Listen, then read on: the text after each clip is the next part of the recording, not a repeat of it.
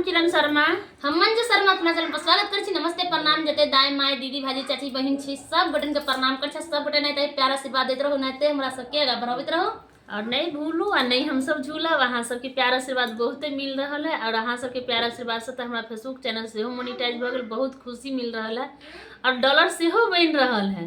लेकिन एकदम खुश छी, की बताओते खुशी के बाद। लेकिन हमार दीदी तैयो नहीं हंसी निकलित रही, हमारा दीदी के अते खुश रहे तैयो नहीं। कनी अहूँ सब कनी कुछ कमेंट करके तो बतेबे कि इनका कैला नहीं खुशी आबि रहल छै, पता नहीं हमरो चल रहा था। कहे छी कनी हंस के कहू, कनी कैस के कहू, बता दिया ना सबके बेकार डरे छी हे ये जेठनी जे हमरा से प्यार करे। रोजे तो ये हमरा से झगड़ा करते, हमरा से प्यार कथी करते, छोटे छोटे बात पर रसगुल्ला नियन फूलल रहे। अहाँ के बुझाइया हम एहन बात करे वाला छी, अहाँ सब जरूर कमेंट करके बताएं।